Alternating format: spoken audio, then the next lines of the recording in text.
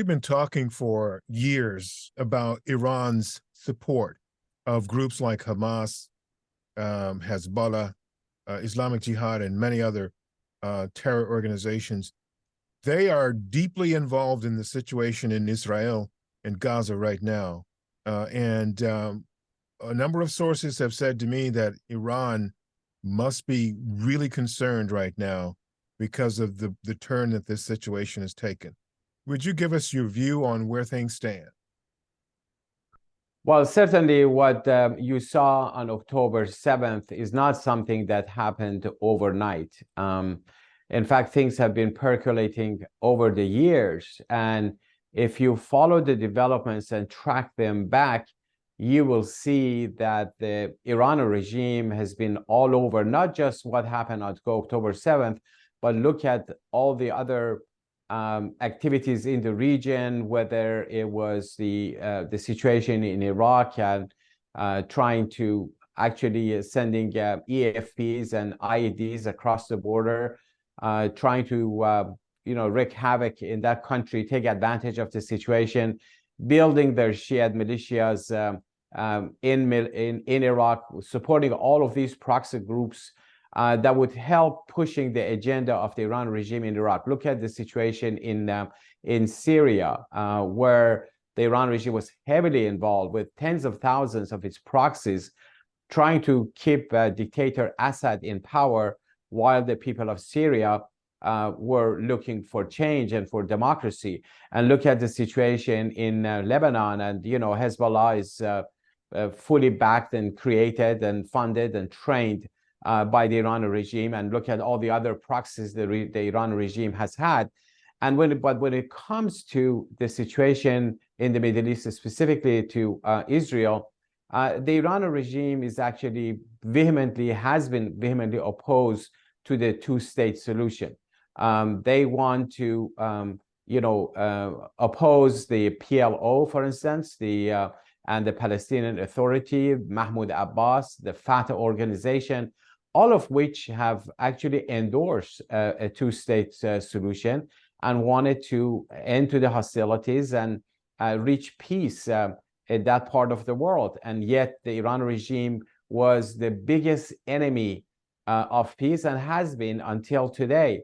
Of course, the Iran regime uses the cause of the Palestinian people as a cover to pursue its own objectives, its own agenda in the region. Tehran doesn't care a bit about neither the Palestinian people nor the people in Iraq or Lebanon or Syria. Rather, they want to pursue their objectives. Now, so what you see happened on October 7th certainly had was directly impacted by what the regime had done over the years. So let me ask this question. I would imagine that Iran is pretty nervous right now because of all the attention they brought on themselves. Is that correct?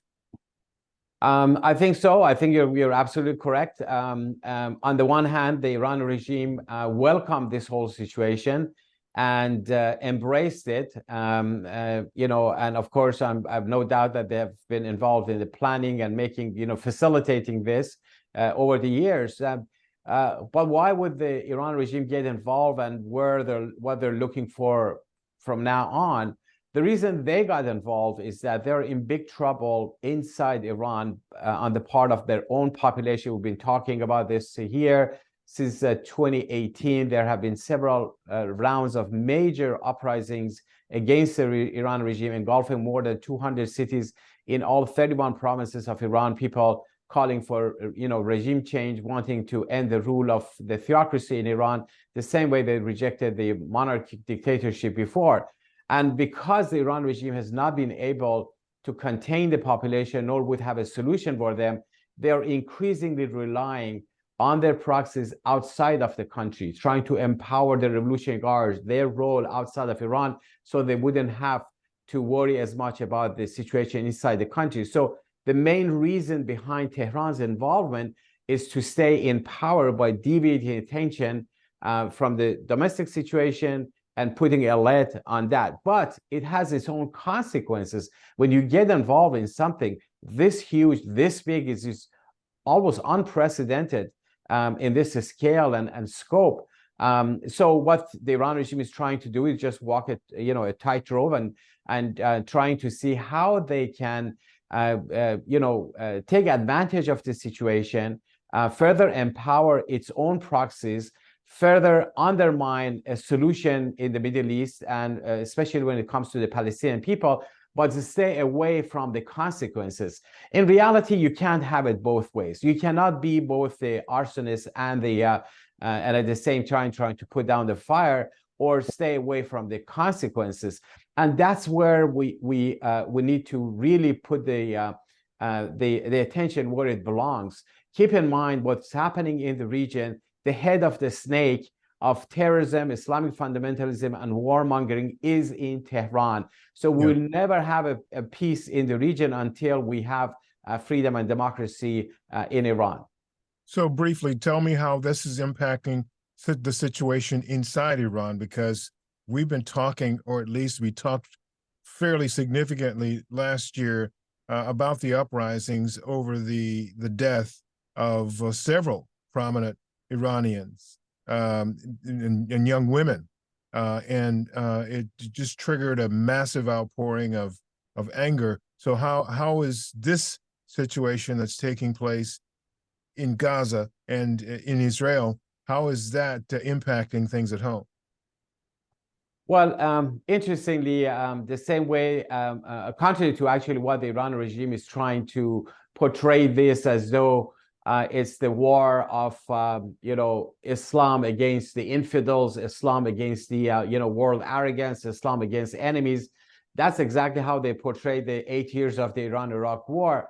But when it comes to the people of Iran, they totally reject all of that. They totally get it and understand that this whole thing has nothing to do with either the Palestinian people nor the people of Iran. The Iranian people have no interest whatsoever.